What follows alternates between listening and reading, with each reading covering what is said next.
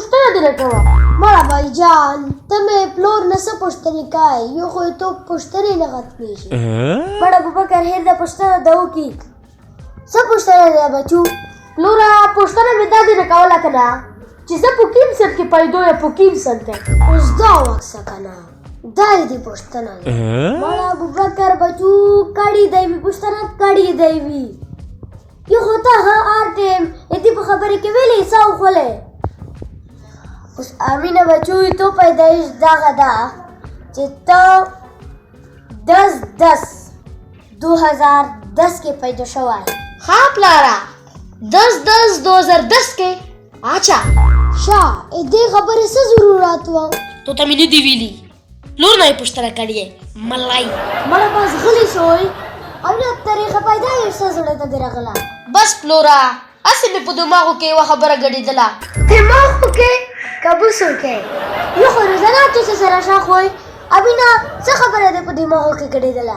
هغه دا خبره ده که نه چې پلوره چیرې مو پیدایش در پهله تو زه چې ته وینله وه. اوس دا وکړه زه دې لانګې ټینګوم په زیون دې سي زه دې توت نه کوزه ته په شوې لاک شم. خو مړه دا پوښتنه یې تو کولی وه.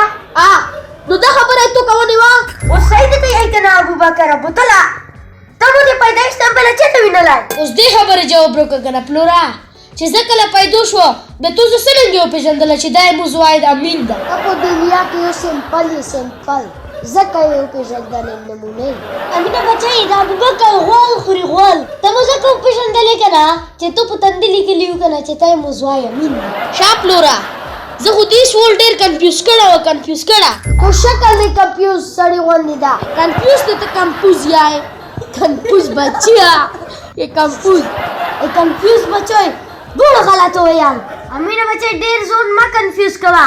مخکې هفتې کې دې پرچې راونې دي پرچې نوي چې بیا دې ګنډېر ته لګولې وي هسې د هغه کېجي کلاس کې پنځم کول ده اوس په ته په پنځم کې وه. د شرمه نه شرمېږې نه خفه کېږې په کول کې 5 ځلې پیلېږې په کاټ کې نرځوېږې او تل ویسته د ملا ده ښه دروند غوبال پکېږي. پلوره کپاش ولا بیا په انعام کې څه شرط کوې؟ اوده پیغام دې اړوو اوده دې ته کوو اوده د اوده بچیه چې کله پات شي به یو سایکل وې ته وخوله او چې کله پیل شي به شل سایکل وې ته وخوله. شل سایکلې شل سایکلې سرګې پلوره شل سایکلې ځکه چې کله پیل شي که نه بیا به یې سایکل دي کون دې ته خلاصول سایکل دي کون. پلوره نه دې په سایکلو کې یا نه دې په دیکون کې یا ګولې دې کا بیا جوز غوړې کا جوز نه غوړه نیو موټر غوړه موټر موته به مې پلور موټر وخلي چکرې به ورکوی خپل ډراور به ویر سره. واخ بچوڼې زه به په وچې نشم مړوی تاسې لنده غوړئ ټولو کې شستا غوړئ او که نه پلوره غټ ایسیچو ایسیچو د ایسیچو بچیا موټر چې شته غوړئ چې سایکل نه غوړئ دپشې دی څه شي دې پوره دي. یوه د بریک دې پوره ده او بله د اکسیلیټر دې پوره ده.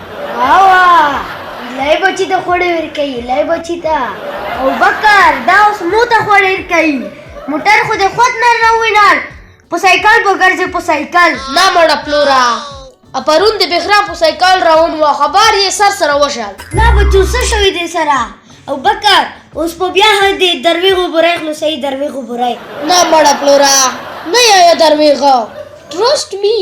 ای دې انګریز ویا امینه بچو خبره کوه خبره څه لنجا دې جوړه کړې ده. لنجا مې نه دې جوړه کړې پلوره یقین ومنه لنجر سره شوې ده.